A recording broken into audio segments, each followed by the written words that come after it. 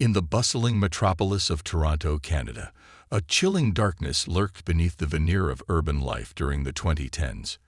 Bruce McArthur, a seemingly unremarkable landscaper and middle-aged man, hid a sinister secret that would forever change the city's history.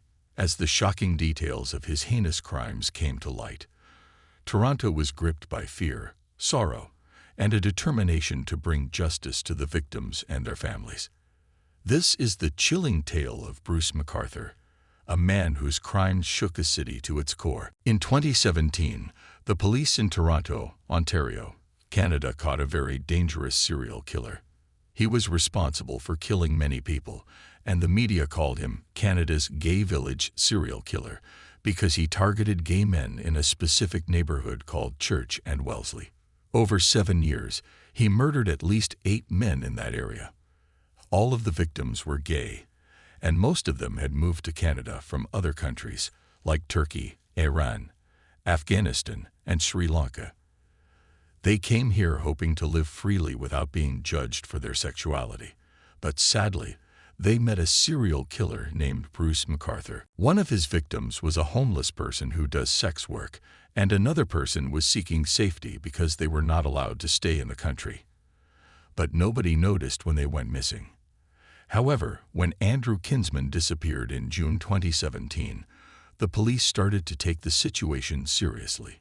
Andrew was well known in his neighborhood because he stood up for the rights of gay people, and he also worked at a popular bar in Church in Wellesley. His friends made posters with his picture to let others know about his disappearance. The police made a special team to investigate all the other men who had gone missing, and finally, 6 months later, they caught the person responsible for these terrible acts. When a reporter named Brad Hunter wanted to write a story about the life of a serial killer named Bruce McArthur for a newspaper in Toronto, he discovered something surprising. McArthur seemed like an ordinary person and didn't match the usual image of a serial killer. Hunter compared him to a plain color used to paint a wall in a regular suburban house. This reminded him of a term used by a political theorist named Hannah Arendt to describe a Nazi war criminal, which meant that evil can sometimes be found in ordinary and unremarkable people. McArthur didn't fit the typical idea of a serial killer. McArthur grew up in a small rural town called Woodville, Ontario, far away from the hippie culture of the 1960s. He was raised on a farm and attended a small school with only one classroom. In school, he was a teacher's favorite and would often tell other kids when they misbehaved. He wasn't like the other boys in his class. Growing up in such a conservative and strict environment made it difficult for McArthur to be open about his sexuality. A criminologist named Michael Artfield explained that there was a lot of pressure for him to conform to the traditional norms of the community, and that's what he did. McArthur and Janice, his high school girlfriend, got married after they finished school in 1970. In their high school yearbook, Janice mentioned that she didn't like people who couldn't make up their minds. Interestingly, McArthur struggled with making decisions for a big part of his life. They had 2 children together, and in the early 1990s, McArthur worked as a traveling salesman, delivering socks and underwear to stores in northern Ontario. Later, in the 2010s, McArthur was sent to prison for 8 murders. However, investigators believe he might have started his killing spree much earlier, while he was traveling around the sparsely populated northern part of the province. Finding evidence in such a vast and remote area won't be easy, though, as there are countless places to hide bodies. Around the late 1990s, McArthur finally revealed his true self and came out as gay to his wife and family. They were living in a small city called Oshawa at that time, where being openly gay wasn't common. McArthur and Janice separated in a friendly manner, and he moved to Toronto to embrace his new life as an openly gay man. According to Maclean's, McArthur started a completely new life in Toronto. He opened a landscaping business called Artistic Design and had many customers. He even worked as a mall Santa during holidays because he looked the part. White skin, white hair, a white beard, a big round belly, and a cheerful attitude.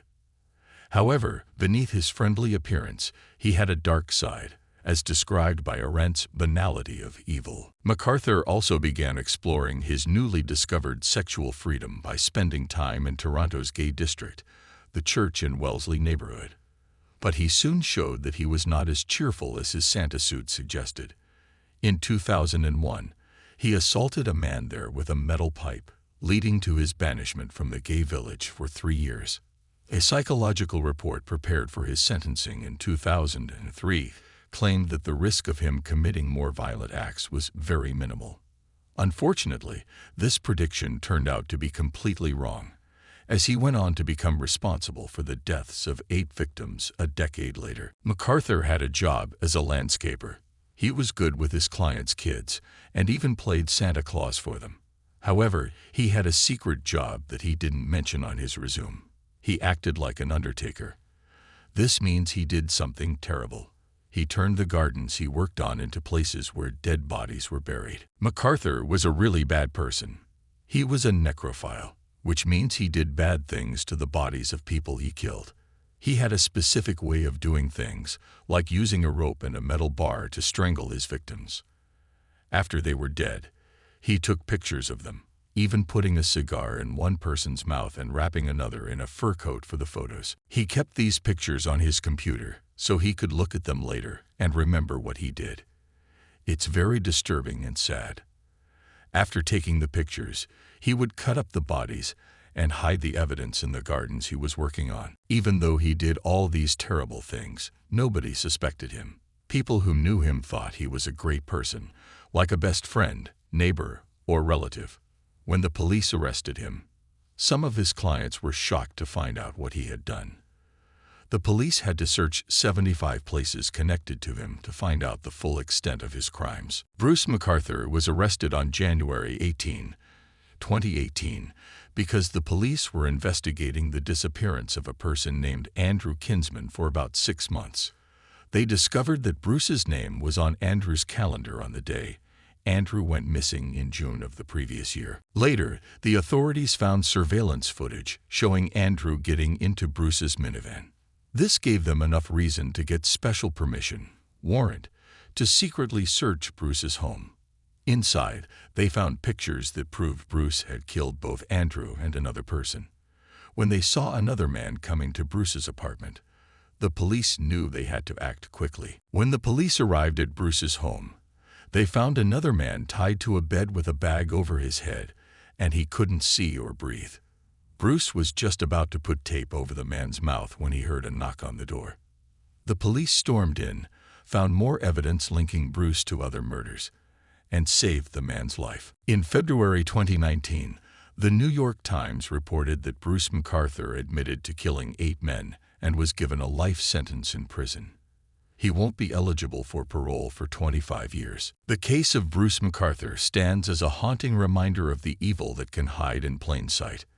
As we reflect on this dark chapter in Toronto's history, may we never forget the victims whose lives were tragically cut short. Join us again for more intriguing stories that shed light on the darkest corners of our world. Remember to subscribe and hit the notification bell so you never miss an episode. Until then, stay vigilant and be safe out there.